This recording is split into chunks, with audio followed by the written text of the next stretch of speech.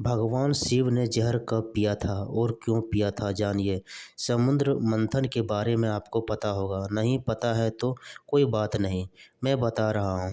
भगवान विष्णु ने इंद्रदेव को असुरों के साथ मिलकर समुद्र मंथन करने को कहा, जिसके लिए असुरों को अमृत का लालच दिया गया। मंदार पर्वत, बासुकी नाग और समय भगवान विष्णु के कच्छप अवतार की सहायता से समुद्र मंथन की शुरुआत हुई। एक तरफ असुर और दूसरी तरफ देवता। इस मंथन के दौरान समुद्र में से 14 लाभदायक और बहुमूल्य वस्तुएं निकली, जैसे इच्छा पूर्ति करने वाली कामधेनु गाय, कल्पवृक्ष, ऐरावत, हाथी, अप्सरा, रंभा आदि।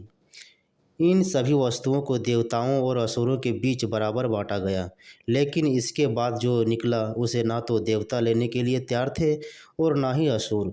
जब इस मंथन की प्रक्रिया को आगे बढ़ाया गया तो क्षीर सागर में से हलाहल नाम का ऐसा घातक विष निकला, जिसकी एक बिंदु भी बड़ा सर्वनाश कर सकती थी।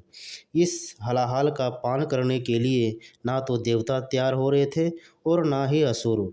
इसकी एक बिंदु भी धरती पर पड़ती तो बड़ी तबाही हो जाती।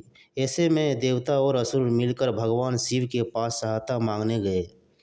शिव जी बहुत दयालु और अपने भक्तों की रक्षा करने वाले, बिना किसी बात की परवाह किए उन्होंने देवताओं और असुरों की समस्या को सुलझाने और ब्रह्मांड को विनाश से बचाने के लिए उस जहर का पान कर लिया।